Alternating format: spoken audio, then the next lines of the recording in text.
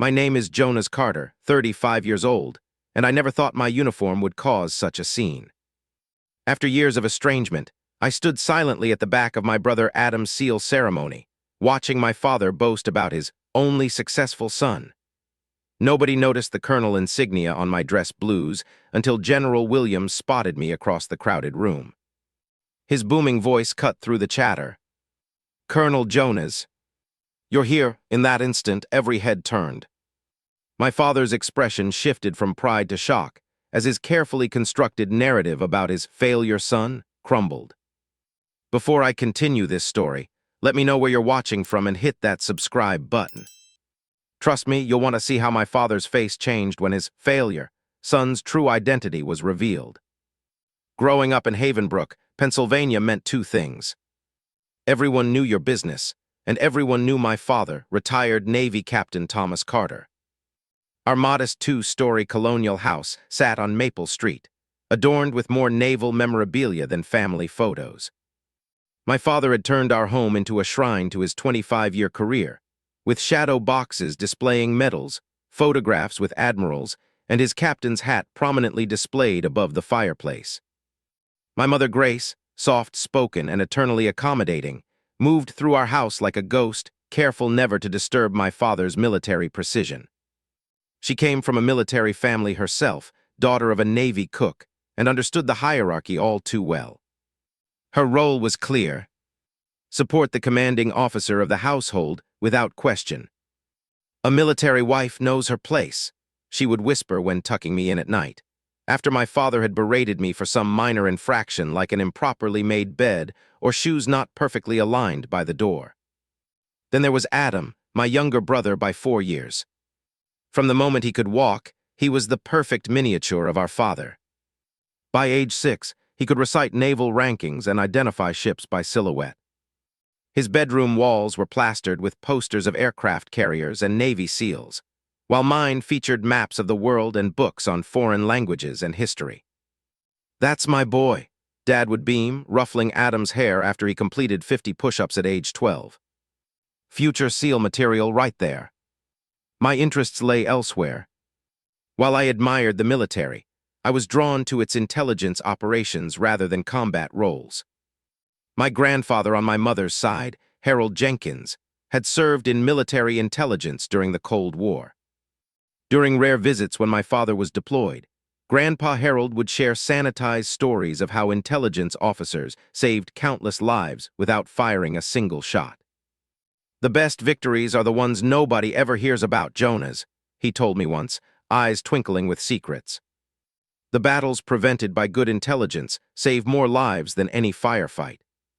I devoured books on cryptography, foreign relations, and military strategy. By 16, I spoke passable Russian and German, teaching myself from library books and cassette tapes. My room became a makeshift intelligence center, with maps marked with international conflict zones and notebooks filled with codes I'd created. My father regarded these pursuits with thinly veiled contempt. "Intelligence work is a desk job for cowards afraid to face real combat," he declared during dinner one night when I mentioned my interest. "No son of mine is going to hide behind a desk pushing papers while real men do the fighting." Mother stared at her plate. Adam looked uncomfortable but remained silent. I felt my face burning with humiliation and anger. "Military intelligence officers save lives by preventing conflicts," I countered. My father slammed his fist on the table, making the plates jump. "You want to make me proud? You follow the Carter family tradition. Combat leadership. Period." The tension between us only grew through high school.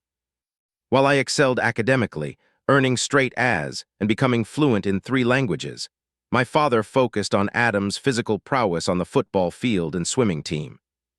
My achievements warranted a nod. Adam's touchdowns called for celebration dinners. Graduation day should have been triumphant. Valedictorian, scholarship offers from prestigious universities, and early acceptance to the Naval Academy that even my father couldn't dismiss. After receiving my diploma, I found my family in the crowd. My mother hugged me tightly, whispering congratulations. Adam gave me an enthusiastic high five. My father offered a stiff handshake. "Naval Academy is a good start," he said curtly.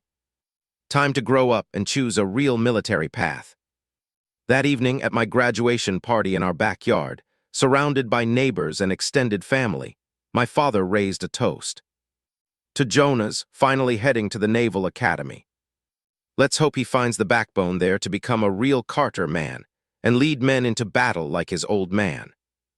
The guests laughed uncomfortably. I felt something snap inside me. "Actually," I said, standing up, "I'll be focusing on the intelligence track at the academy. I've been accepted into their language and intelligence pre-specialty program." The silence was immediate. My father's face darkened to a dangerous shade of red. "The hell you are," he growled, forgetting our audience. "No son of mine is going to waste his time playing spy games when there's real military work to be done." "It's not playing, Dad. Intelligence officers save lives before the fighting starts." "Intelligence officers are support staff," he spat the words. "They're the backup singers, not the headliners. Carters lead from the front." I looked him directly in the eyes, something I rarely dared. "Then I guess I'll be the first Carter to lead from the shadows." The party disintegrated shortly after. Most guests made awkward excuses and left. My father didn't speak to me for 2 weeks. But I had made my decision. That fall, I entered the Naval Academy with a clear goal that would make my grandfather proud, even if my father would never understand. The Naval Academy greeted me with its imposing Bancroft Hall and the stern faces of upperclassmen ready to transform civilians into naval officers. Plebe summer hit like a hurricane of physical training, memorization, and constant pressure. Despite my father's beliefs, I excelled in the physical aspects alongside the academic. Morning runs, obstacle courses, swimming qualifications. I completed them all with determination, if not the natural athleticism my brother possessed. My father called weekly, always asking the same question. "Have you reconsidered your specialization yet?" "No, sir," I would respond, the military formality already becoming second nature. Still on the intelligence track. His disappointment traveled through the phone lines, a heavy silence that spoke volumes.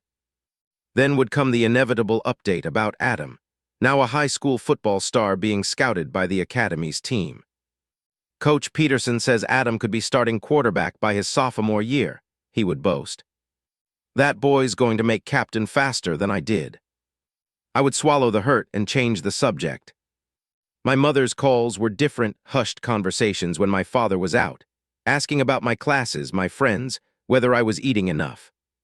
She never mentioned my career track. During my second semester, I was approached by Captain Jackson after an advanced Russian language class. Tall and lean with prematurely silver hair, he had a reputation for being brilliantly analytical and impossibly demanding. "Your translation work shows unusual insight, Midshipman Carter," he said, studying me with piercing blue eyes. "You didn't just translate the text. You identified cultural nuances most first years miss." "Thank you, sir," I replied, standing at attention. "At ease, Carter. Walk with me." As we strolled across the yard, Captain Jackson spoke casually about intelligence work in a way my father never had, with respect for its complexity and importance. "Intelligence officers don't just gather information," he explained. "They synthesize thousands of data points into actionable insights that save lives and prevent conflicts. It's chess while everyone else is playing checkers." Before parting ways, he handed me a folder. "There's a simulation exercise next week for selected midshipmen. I've added your name to the roster. Don't disappoint me." The simulation turned out to be a complex scenario involving a fictional hostage situation in Eastern Europe.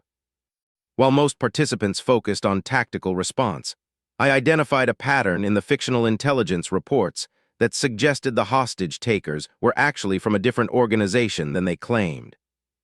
My analysis changed the entire approach to the simulation. Captain Jackson pulled me aside afterward. "Carter, have you ever heard of the Strategic Intelligence Selection Program?" I shook my head. "It's a specialized track for a handful of candidates each year. intensive training, accelerated promotion potential, and he looked around before continuing, operations that don't exist on paper. Your performance today put you on the shortlist. My heart raced. This was exactly what I had hoped for: meaningful intelligence work that made a difference. The catch came moments later. If selected, you'll need to maintain strict operational security. Your training and assignments would be classified. To the outside world, including family, you'd appear to be struggling academically, possibly even failing out. The implication hit me immediately. My father would believe his predictions had come true, that I wasn't cut out for the Navy after all. Would I eventually be able to tell them the truth? I asked. Captain Jackson's expression softened slightly. Perhaps someday, but not for many years. This isn't just about pride, Carter. It's national security. That night, I called my grandfather for advice, careful to speak hypothetically. Hypothetically, he repeated, chuckling. Jonas, this sounds like an opportunity I would have given anything for at your age. Sometimes serving means sacrifices beyond what others can see or understand. 3 weeks later, I received confirmation of my selection. While officially enrolled at the academy, I began parallel training that wasn't reflected in my visible records. My public academic performance began to slip as planned. My actual work excelled in facilities few knew existed. The first concerned call from Adam came during midterms. Hey bro, Dad's on the warpath. Says your advisor called about academic probation. What's going on? I hated lying to Adam. We had always been close despite our different interests and our father's obvious favoritism. Just struggling with some advanced courses, I said vaguely. I'll figure it out. Is it the intelligence track? Because you know you could always switch to. I don't need to switch tracks, Adam. I cut him off more sharply than intended. I just need to work harder. My mother's calls were harder to bear. Her voice trembled with worry. Your father is beside himself, Jonas. He says you're throwing away your future with this intelligence nonsense. Wouldn't it be easier to just follow the traditional path? At least until you've established yourself. Each conversation chipped away at me. I was excelling in my classified training, earning commendations I couldn't share, making connections with the nation's top intelligence officers, and my family thought I was failing. Trust that I know what I'm doing, Mom, was all I could say. The final blow came when my father himself called, his voice tight with anger and disappointment. Your academic advisor says you're on the verge of washing out. Damn it, Jonas, I warned you about this intelligence pipe dream. It's not too late to transfer to a combat track where you belong. Dad, No excuses. You're a Carter. We lead from the front, not skulk around with files and reports. Fix this, son. That's an order. I wanted desperately to tell him the truth, that I was top of my classified class, that my language skills had earned praise from NSA liaisons, that I had already been tapped for a special operation after graduation. Instead, I had to play my role. Yes, sir. I'll try. His disgusted sigh was the last thing I heard before the line went dead. Thanksgiving of my third year arrived with a classified assignment that conflicted directly with family plans. I had received special training in counter-surveillance and was selected for a surveillance operation in Washington, D.C. that coincided with the holiday weekend. There was no way to explain my absence without breaking security protocols. I called home the night before Thanksgiving with the fabricated story that I needed to remain at the academy for remedial courses. Remedial courses over Thanksgiving. My father's voice dripped with skepticism and disappointment. This is family time, Jonas. I know, Dad. I'm sorry. My standing is precarious right now. Your standing has been precarious since you chose this intelligence nonsense, he snapped. Adam's coming home with top marks, and the academy swim team is already scouting him for next year. I closed my eyes, absorbing the familiar comparison. Tell everyone I'm sorry. That weekend, while conducting surveillance on a foreign diplomatic target, I missed 17 calls from various family members. By the time I checked my messages days later, the narrative had solidified. Jonas had crashed and burned at the academy. My Uncle Steve's message was particularly telling. "Your father told us all what happened, son. No shame in admitting when you're in over your head. Plenty of civilian careers out there. In over my head." I had just successfully completed my first field operation, gathering intelligence that would inform high-level diplomatic negotiations. Yet to my family, I was a washout, a disappointment, the Carter who couldn't cut it. When I finally returned home for Christmas break, the atmosphere was frigid. Extended family treated me with the awkward sympathy reserved for failures. My father barely acknowledged my presence, speaking around me rather than to me at family gatherings. "Adam's got early acceptance to the academy," he announced proudly at Christmas dinner. "Unlike some, he's going in with a clear head and the right priorities." My brother shot me an apologetic glance. Mother squeezed my hand under the table. I tried once, privately in my father's study, to give him a sanitized version of the truth. "Dad, my work is more specialized than you realize. The academic record doesn't reflect everything I'm doing." He looked up from his desk with cold eyes. "Save the excuses, Jonas. A man takes responsibility for his failures. At least have the courage to do that. It's not what you think. It's exactly what I warned you about." His voice rose as he stood, looming over the desk. "You were never cut out for the front lines, and now you can't even handle the back office. The academy advisor called me personally, Jonas. Your performance is substandard across the board. My cover was working too well. The advisor, part of the program's security protocols, had deliberately misled my father to maintain my cover. You don't understand. I understand perfectly. You defied me, chose the wrong path, and now you're washing out just as I predicted. Carter's lead from the front. You never had what it takes." The conversation ended with my father suggesting I consider community college once the academy inevitably dismisses you after this semester. The final breaking point came during a family dinner in March. I had returned home briefly following an intensive training operation, exhausted but proud of my performance. Unknown to me, my father had invited several of his former Navy colleagues and their families. "Where's Jonas stationed now?" one of them asked innocently during dinner. The table fell silent. My father cleared his throat. "Jonas is taking some time to reconsider his options," he said carefully. "Dad, I'm still at." He had some trouble adapting to academy requirements. My father continued as if I hadn't spoken. "Not everyone is cut out for naval service." The humiliation burned through me. 3 years of top-secret training, commendations I couldn't share, operations I couldn't discuss, reduced to not cut out for naval service. I stood abruptly, napkin falling to the floor. "Excuse me." In the kitchen, my mother found me gripping the counter, knuckles white. "Jonas, he doesn't mean to hurt you," she whispered, eyes darting nervously toward the dining room. "He just had such high hopes." "His hopes, Mom. Not mine. Never mind." She pressed something cold and metal into my palm. I looked down to see my grandfather's military intelligence badge. "Your grandfather gave me this before he died," she said softly. "He said to give it to you when the time was right. I think that's now."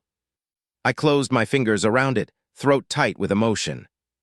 "He would be proud of you, Jonas. Whatever path you're on." That night, after another excruciating round of thinly veiled criticisms from my father, I made my decision.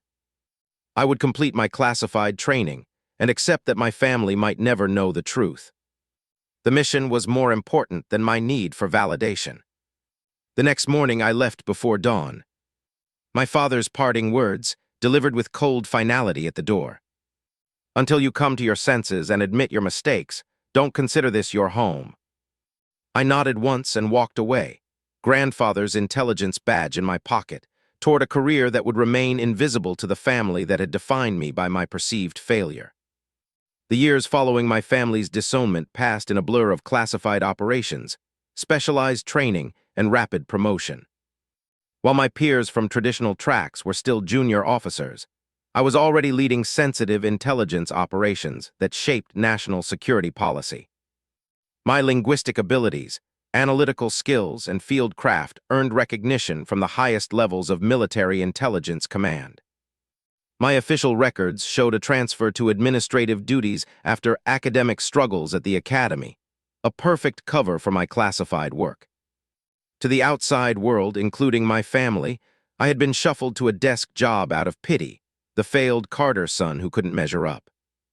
Meanwhile, I was tracking terror cells across 3 continents, coordinating with foreign intelligence services, and providing critical analysis that prevented multiple attacks on American interests.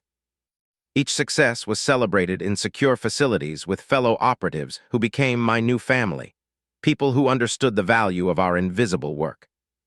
During a hostage situation in Southeast Asia, my team intercepted communications that revealed the captor's previously unknown location.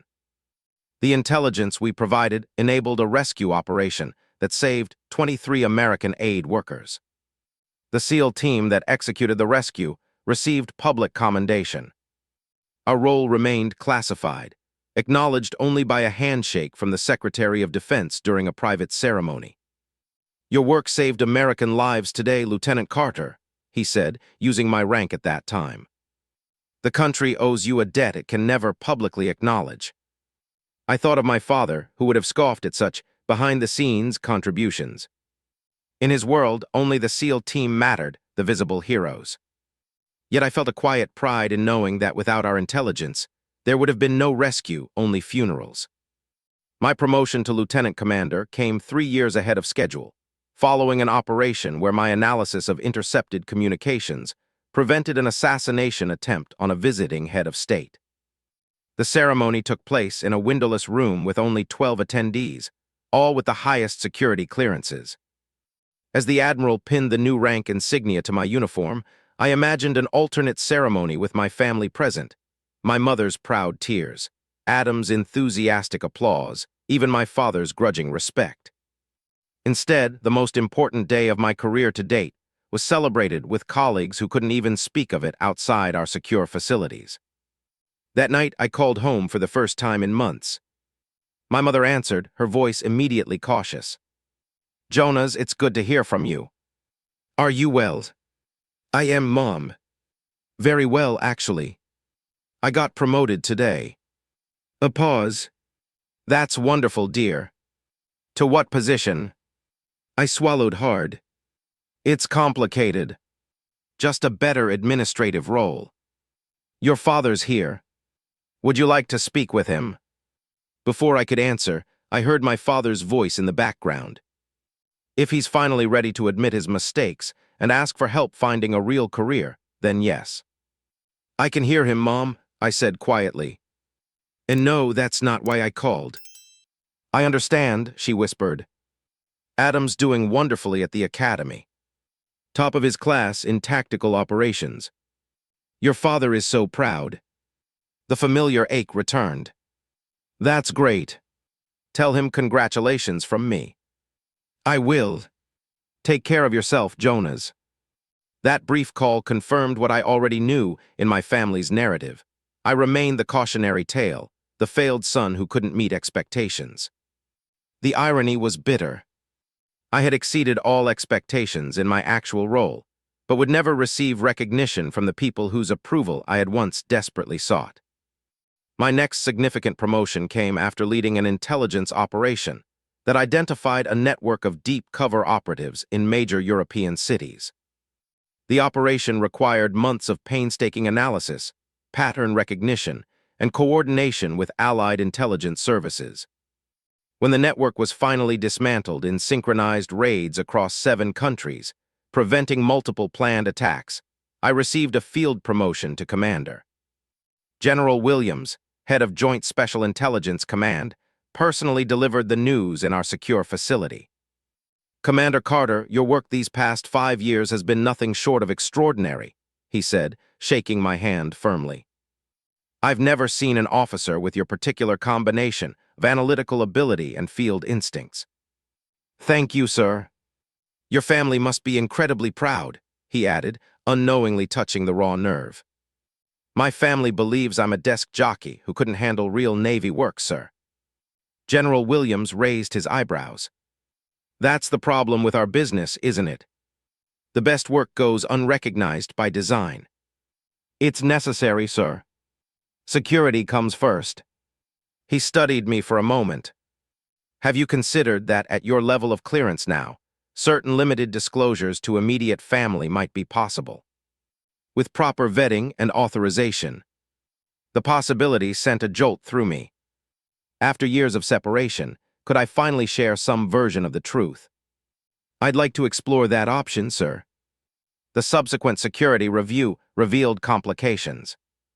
My father's bitter public statements about my failure had been noted in my file as a potential emotional vulnerability.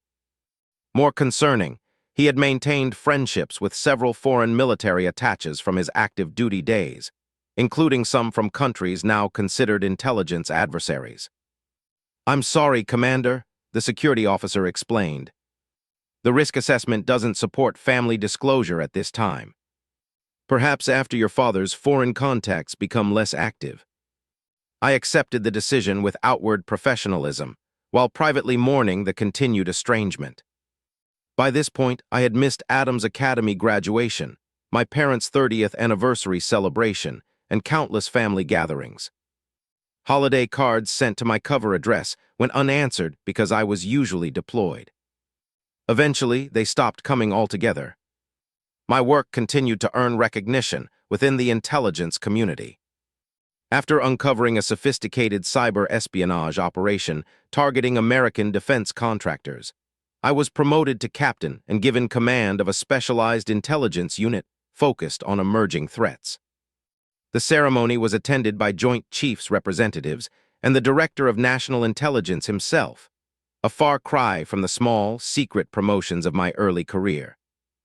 Yet still, no family stood witness to my achievement. Later that year, browsing a military news site during rare downtime, I saw a photograph that stopped me cold. My brother Adam in his dress whites, being welcomed into the Navy SEAL training program. The article mentioned his father, decorated Navy Captain Thomas Carter, beaming proudly beside him. My mother stood slightly behind them, her smile not quite reaching her eyes. For the first time in years, I felt a powerful longing to reconnect, to be acknowledged as part of this family that had once defined me.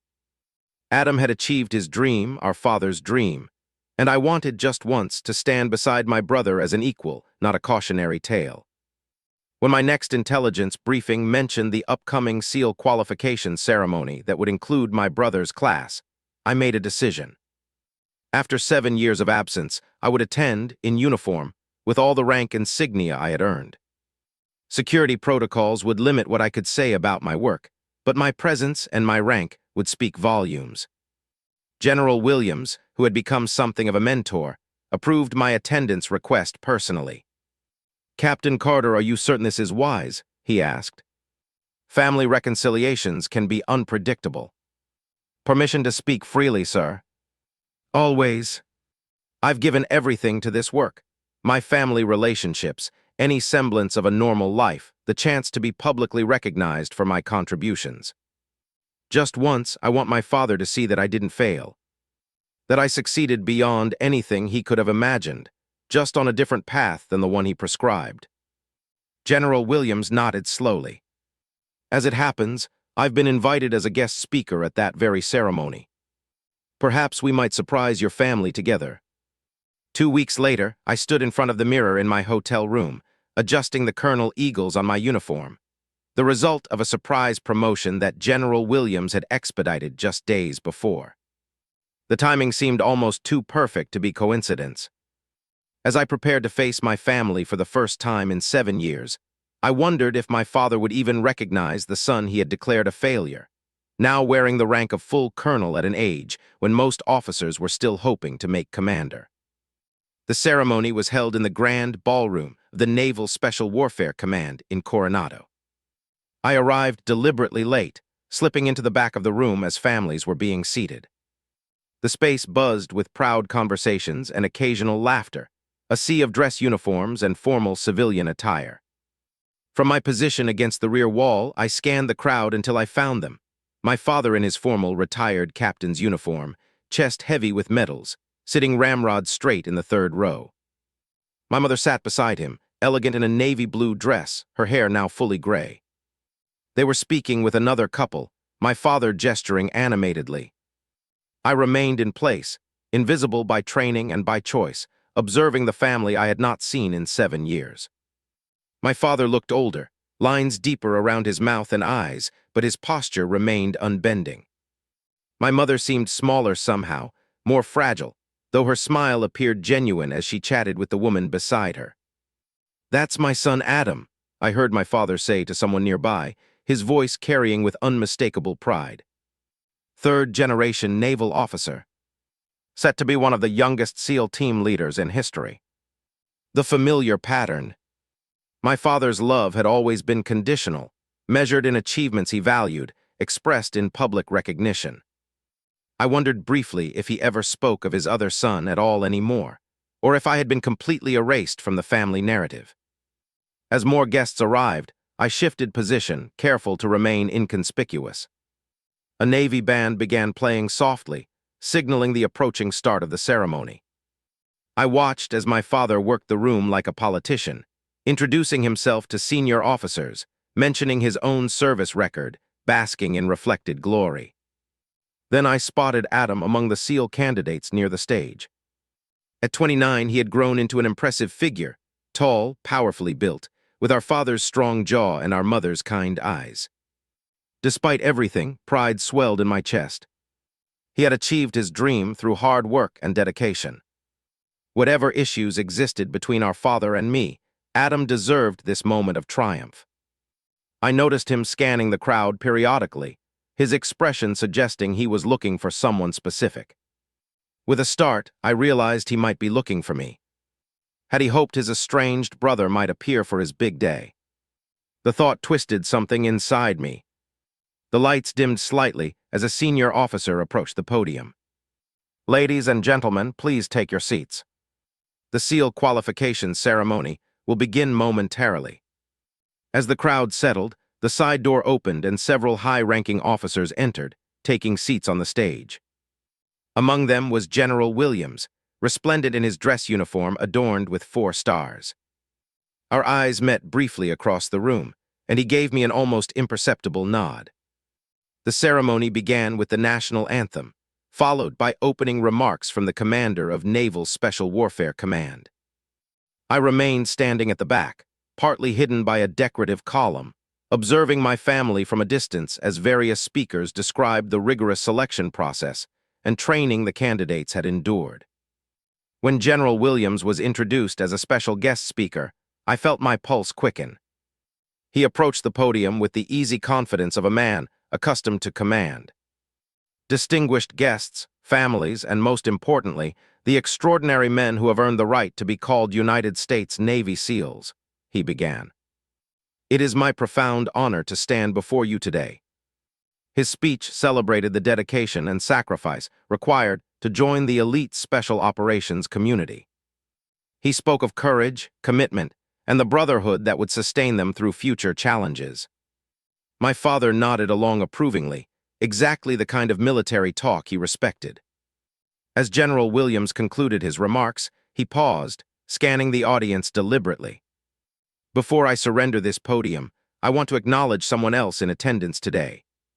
Someone whose work exemplifies a different kind of service to our nation, no less vital, no less demanding of courage and sacrifice."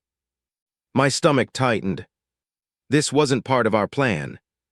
In my 40 years of military service, I have rarely encountered an officer with such extraordinary analytical abilities combined with field craft excellence, General Williams continued.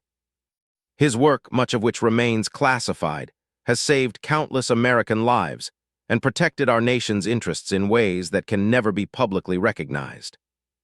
My father was frowning now, clearly wondering about this unexpected digression in what should have been a ceremony focused on the SEALs. Then General Williams looked directly at me. "Colonel Jonas Carter, would you please step forward?" The room fell silent. Every head turned toward the back, where I stood frozen in place. My father's head snapped around, his expression transforming from confusion to shock as he registered my presence and my rank insignia. For a moment, I couldn't move. 7 years of classified operations had taught me to avoid attention, to remain in shadows. Now I was being called into the spotlight before hundreds of witnesses, including the family who believed I had failed. General Williams waited patiently. Gathering myself, I stepped away from the wall and walked down the center aisle toward the stage. The sound of my footsteps seemed unnaturally loud in the silent room. As I passed my parents' row, I caught a glimpse of my father's face, pale with shock, jaw literally hanging open as he stared at the eagles on my shoulders. My mother's hands were pressed to her mouth, tears already forming in her eyes. Adam stood with the other SEAL candidates, a broad smile spreading across his face as he straightened to attention and rendered a sharp salute that I returned automatically. When I reached the stage, General Williams extended his hand. "Colonel Carter, thank you for taking time from your duties to attend today. I know your brother appreciates your presence." "Thank you, General," I replied, acutely aware of hundreds of curious eyes upon us. "For those who don't know," General Williams addressed the crowd, "Colonel Carter leads one of our most elite intelligence units. His work remains largely classified, but I can tell you that the intelligence provided by his team has been instrumental in numerous successful SEAL operations over the past 7 years. Murmurs spread through the audience. My father remained motionless, stunned into silence. "In fact," the general continued, "the intelligence that enabled the Mariana Islands hostage rescue last year, which some of you new SEALs participated in, came directly from Colonel Carter's unit." Several of the SEAL candidates exchanged glances. That operation had been widely publicized as a major success. I mention this because today is about recognizing excellence in service, whether on the front lines or behind the scenes. The SEALs rightfully receive public acclaim for their courage and skill. But today, I wanted to ensure that at least in this room, the crucial work of officers like Colonel Carter receives its due recognition as well. General Williams turned to me. "Thank you, Colonel. You may return to your position." I nodded, turned, and walked back down the aisle, feeling every eye in the room follow me. As I passed my parents again, my mother reached out her hand, which I briefly squeezed before continuing to the back of the room. The ceremony resumed, but the atmosphere had fundamentally changed. Throughout the remaining proceedings, I caught people glancing back at me curiously. My father sat rigidly, staring straight ahead, his expression unreadable. My mother wiped tears occasionally, looking back at me with a mixture of confusion and pride. When Adam and his fellow candidates received their SEAL tridents, the room erupted in applause. I clapped as loudly as anyone, genuine pride for my brother overshadowing the complex emotions of the day. When Adam glanced in my direction and subtly tapped his chest in a gesture that had been our private signal of brotherhood since childhood, I returned the gesture, throat tight with emotion. As the ceremony concluded, and families began approaching the new SEALs for photographs and congratulations, I remained at the back, uncertain whether to approach my family or wait for them to come to me. The decision was made for me when Adam broke away from his group and strode directly toward me, arms outstretched. "Jonas, you came," he exclaimed, pulling me into a bear hug. "And a full colonel. What the hell, man?" I returned the embrace, realizing how much I had missed my brother. "Congratulations, Lieutenant." "You did it."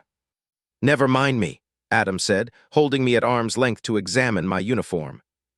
"Colonel at 35. That's practically unheard of. Why didn't you tell us?" "It's complicated," I replied. "Security restrictions. Most of my work is classified." "But we thought," he trailed off, suddenly uncomfortable, "that I washed out. Failed. Couldn't cut it," I finished for him. "I know." That was the necessary cover story. Before Adam could respond, our parents approached. Mother immediately embraced me, sobbing quietly against my shoulder. "Jonas, my boy," she whispered. "I always knew you were doing important work. I just knew it." When she released me, I found myself face to face with my father. 7 years of absence stretched between us like a chasm. His expression was a complex mixture of shock, confusion, and something else I couldn't quite identify. "Colonel," he said finally, the word sounding strange in his mouth as he addressed his son. "Yes, sir," I replied formally. "I don't understand," he continued, his voice unusually subdued. "Your academy advisor told me personally that you were failing out. That was the official cover story, Dad. Required for security purposes." He frowned, processing this information. "All this time you've been—" "Intelligence operations," I supplied. "Classified work." My father glanced around, noting the deference with which other officers were now regarding me. General Williams approached, placing a hand on my shoulder. "Captain Carter," he addressed my father. "Your son is one of the finest intelligence officers I've ever worked with. The promotions he's earned came through exceptional service to this country." My father straightened reflexively in the presence of a 4-star general. "I had no idea, sir."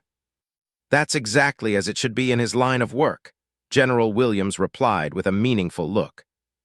"The best intelligence officers operate in shadows. Their greatest successes are the ones no one ever hears about." My grandfather's exact words echoing across generations. I saw recognition flash in my mother's eyes. She had heard them too. General Williams excused himself to speak with other guests, leaving our family in an awkward circle of unspoken questions and emotions. "Why don't we continue this conversation somewhere more private?" I suggested, noticing the curious glances from nearby guests. As we moved toward a side door, I caught my father looking at me with new eyes, not quite understanding, not fully accepting, but perhaps, for the first time in my adult life, seeing me rather than the son he had tried to shape in his own image. The officers' lounge provided the privacy we needed for a conversation 7 years overdue. Adam secured us a corner table away from other celebrants, while our mother kept glancing at me as if afraid I might disappear again.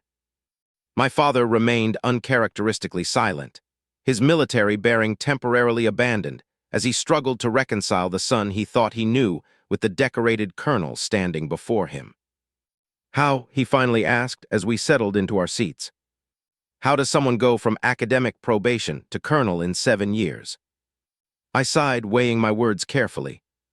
"I was never on academic probation, Dad. That was a cover story. I was recruited into a specialized intelligence program during my 2nd year at the academy. The program required complete secrecy, including a fabricated official record showing academic struggles." "But your advisor called me personally," my father insisted, still grappling with the revelation. "He was part of the security protocol," I explained. "His job was to maintain my cover, even to family."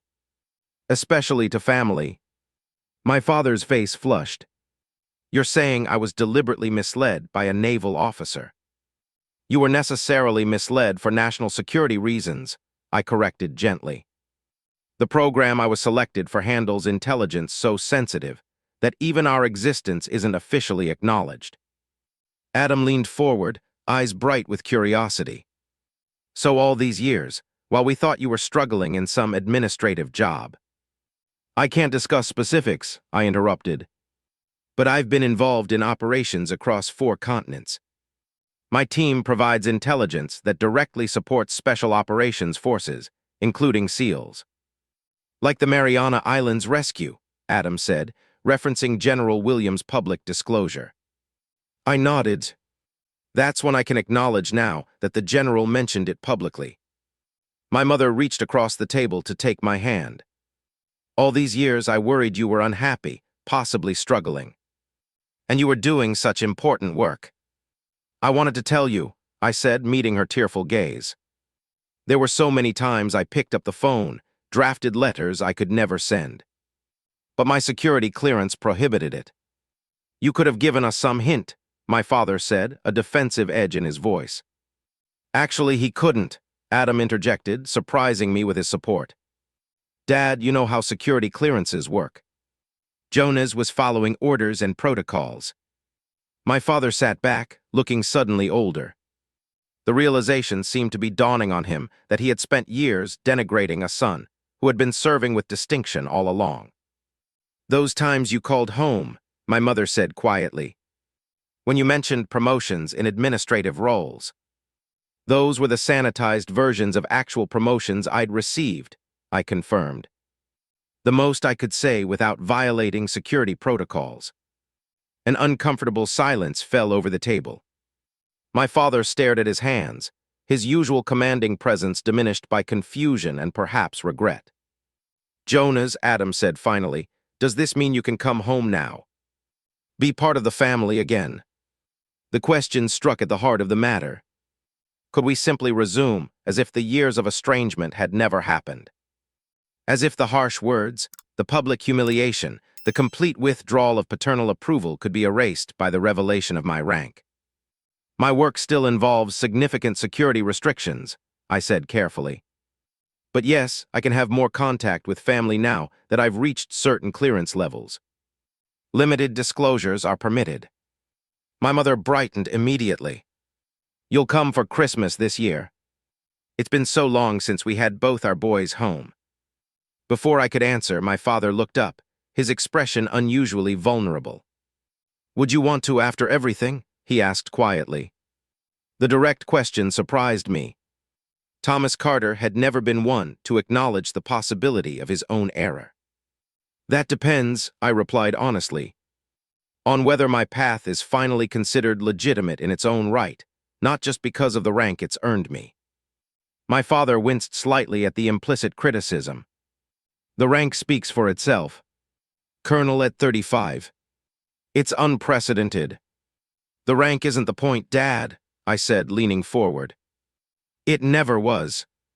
I chose intelligence work because that's where my talents and interests lay, not because it was a path to rapid promotion.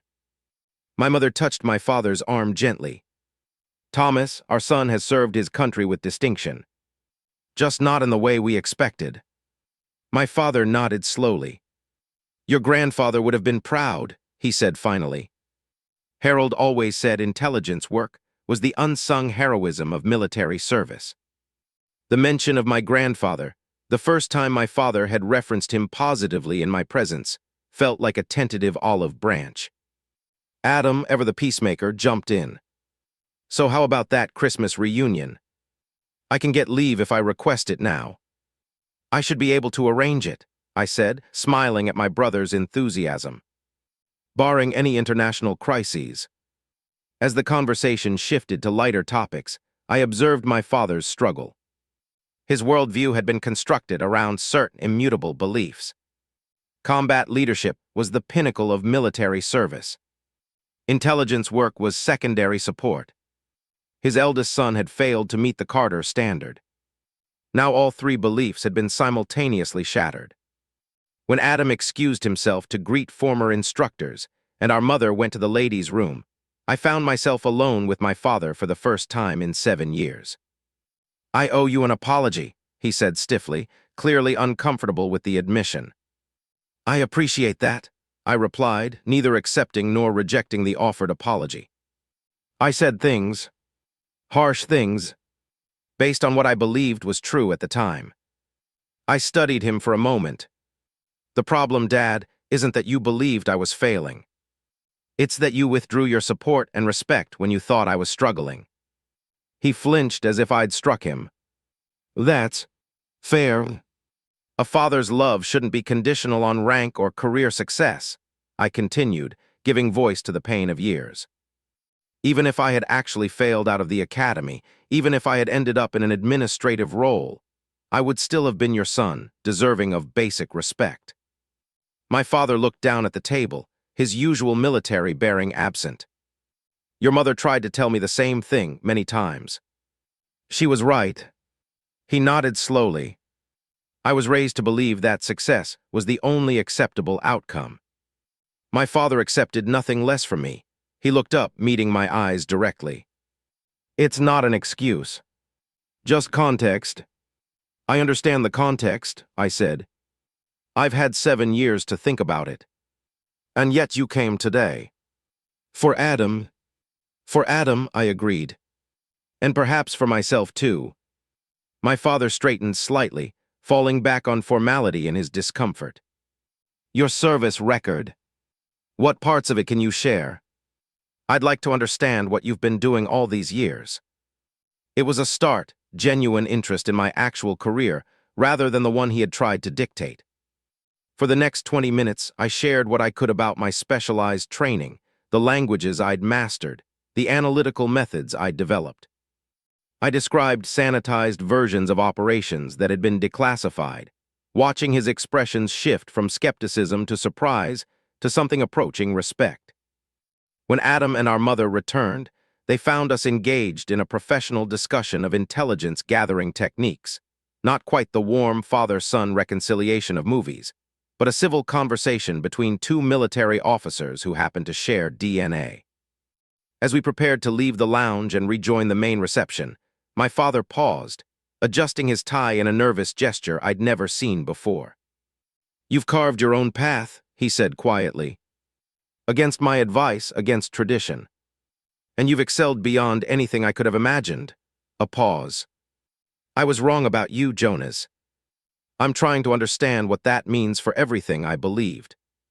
It wasn't a complete reconciliation, but it was an acknowledgement, perhaps the first step toward healing a relationship fractured by rigid expectations and secret service. As we walked back toward the main hall, Adam fell into step beside me.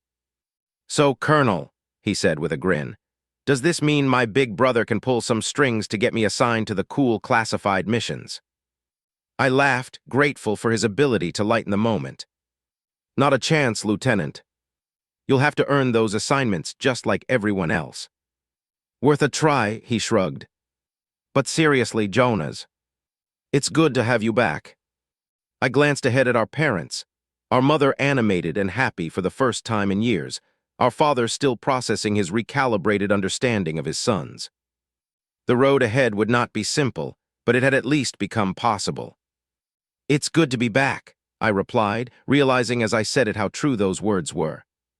The months following Adam's seal ceremony brought gradual, sometimes awkward steps toward family reconciliation. 2 weeks after the ceremony, Adam invited me to dinner at his San Diego apartment, eager to reconnect without our parents' complicated dynamics shadowing the conversation. "You should have seen Dad's face in the car after the ceremony," Adam said, as we shared beers on his balcony overlooking the Pacific. "He was completely shell-shocked. Kept muttering, 'Colonel,' over and over like he was trying to make it compute." I smiled despite myself. 7 years of believing one narrative about your son, then discovering the complete opposite truth in public. It would shake anyone. "He's been different since then," Adam continued, picking at the label on his beer bottle. "More reflective. Mom says he's pulled out all your old academic awards from storage, the ones he used to ignore in favor of my sports trophies. Better late than never, I suppose." Adam studied me carefully. "Are you going to forgive him, Jonas?" The direct question deserved an honest answer. "I'm working on it. Forgiveness isn't just flipping a switch. He spent years making me feel worthless because I didn't follow his prescribed path." "I know. I was there for some of it." Adam looked away, guilt crossing his features. "I should have defended you more. You were a kid, Adam. And later you believed what everyone believed, that I was washing out. That's exactly what my cover required people to think. Still, you're my brothers." I gripped his shoulder firmly. "You're making up for it now. That's what matters." That dinner became a monthly tradition whenever our deployments allowed, a private space to rebuild our brotherhood without the complications of parental dynamics. Adam shared stories of his SEAL training and first missions, while I offered what sanitized versions of my work I could. More importantly, we rediscovered the easy camaraderie of our childhood, before our father's expectations had driven a wedge between us. My mother made her own efforts at reconciliation, calling weekly with a determination that suggested she was making up for lost time.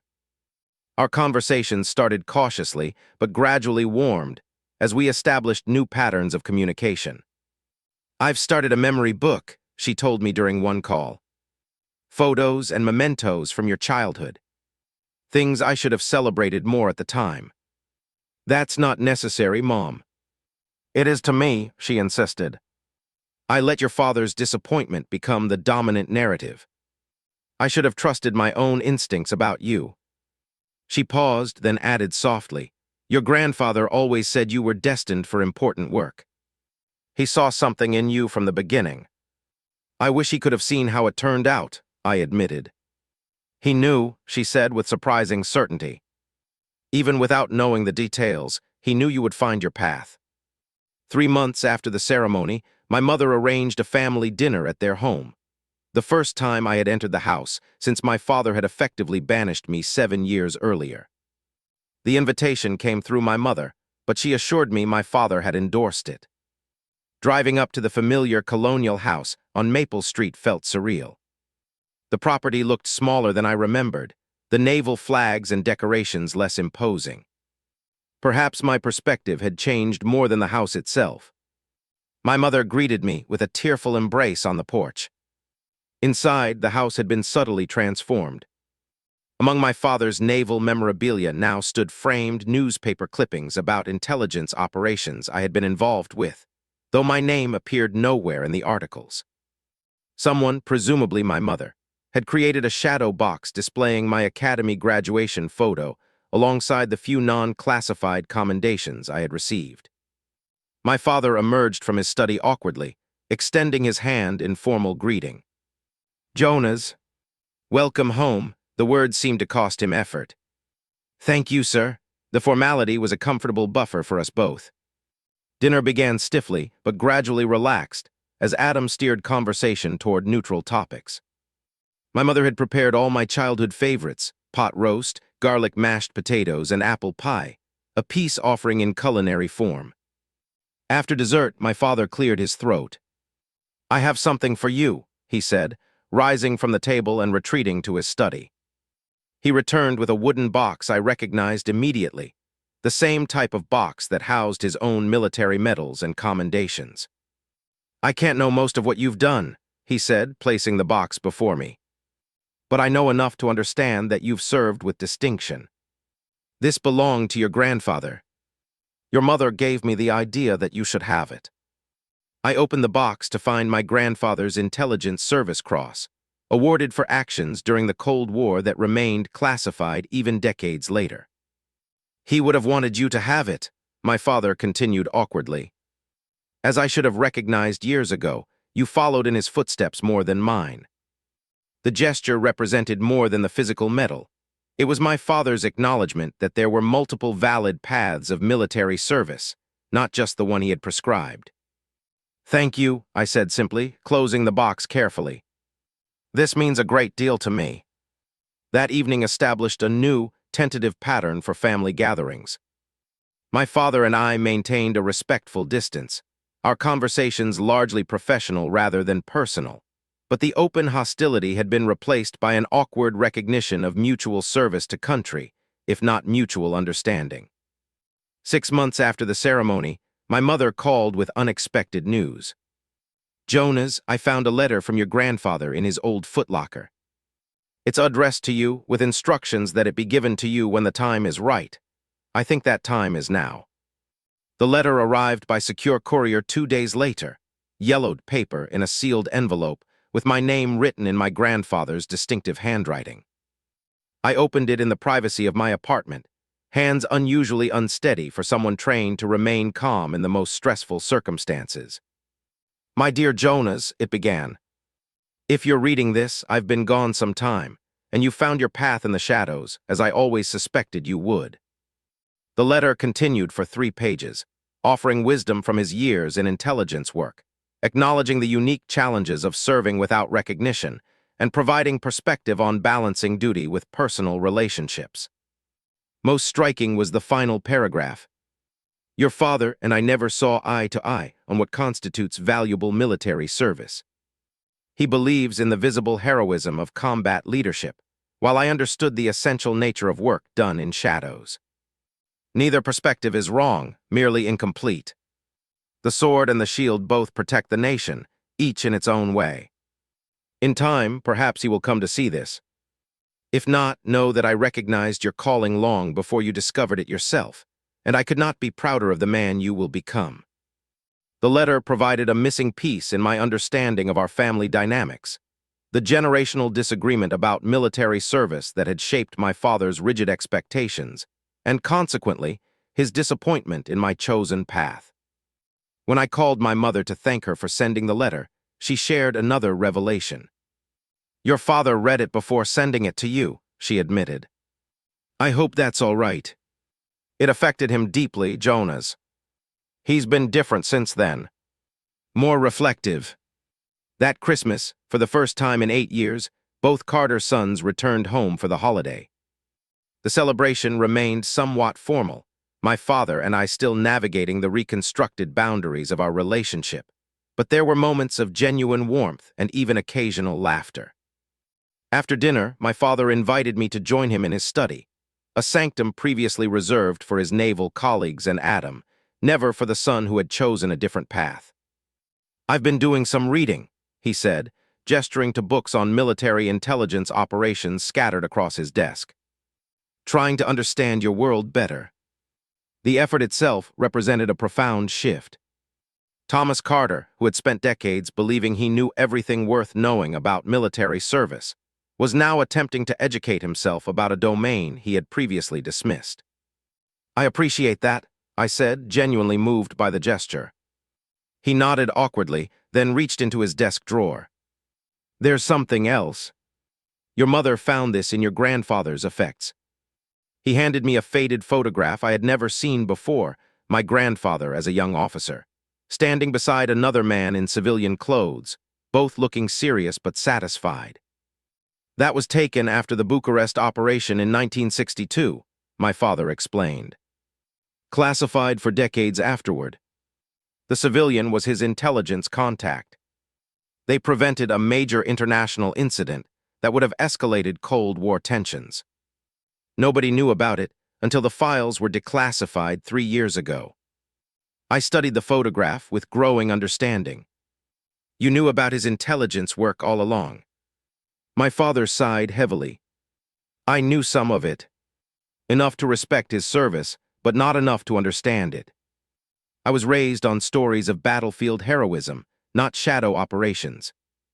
I understood what I could see and measure: medals, promotions, command positions. And you wanted the same visible success for your sons," I supplied. "I wanted what I understood," he admitted. "I failed to recognize that your grandfather's service was every bit as valuable as my own, just less visible. And by extension, I failed to see the value in your chosen path." The acknowledgement, however belated, represented significant growth for a man who had built his identity around unwavering certainty. "We're different men, Dad," I said carefully. "We serve in different ways. Both necessary. The sword and the shield," he murmured, echoing my grandfather's letter. "Both protect the nation, each in its own way." That conversation marked a turning point in our relationship. Not a complete healing. Too many harsh words and years of estrangement stood between us for that. But the beginning of a new understanding based on mutual respect rather than imposed expectations. In the year that followed, our family found a new equilibrium. Adam continued his SEAL career with distinction. My father joined a veterans organization that worked with intelligence officers transitioning to civilian life, an olive branch to the community he had once dismissed. My mother bloomed in the renewed family harmony, hosting dinners whenever her son's deployments allowed us to gather. As for me, I continued my work in the shadows, now with the comfort of a family who understood, at least in general terms, the value of my service. The validation I had once desperately sought from my father mattered less now, that I had found confidence in my chosen path and recognition from those who truly understood the work.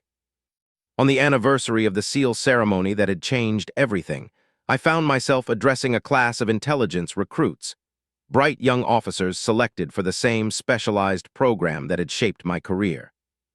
Intelligence work requires a special kind of courage, I told them. The courage to serve without recognition, to succeed without acclaim, to know that your greatest victories will never be recorded in history books or celebrated in parades. I thought of my grandfather's letter, my father's gradual acceptance, my brother's immediate embrace of my revealed identity. You will face challenges unique to this field. Sometimes the hardest won't come from adversaries, but from those who don't understand the nature of your service, perhaps even those closest to you. Remember that your worth isn't measured by others' recognition of it, but by the impact of your work and your fidelity to your mission. Looking at their eager, serious faces, I saw reflections of my younger self, determined to serve in ways that matched their unique talents rather than conforming to others' expectations. Success isn't measured by the path you take, but by the lives you protect along the way. Sometimes the most important victories are the ones nobody ever hears about. My grandfather's words, echoing through generations, finding new resonance in these young officers who would carry forward the essential work done in shadows. A legacy of quiet service, finally understood and valued even by those who once dismissed it. Have you ever had a moment where your true value was finally recognized after being misunderstood for years? I'd love to hear your stories in the comments below. Also, if this story resonated with you, please hit that like button and subscribe to hear more stories about family reconciliation and finding your own path despite others' expectations. Share this with someone who might need to hear that their unique contributions matter, even when they're not getting the recognition they deserve. Thank you for listening to my journey from failure to colonel, and remember, sometimes the most meaningful success happens outside the spotlight.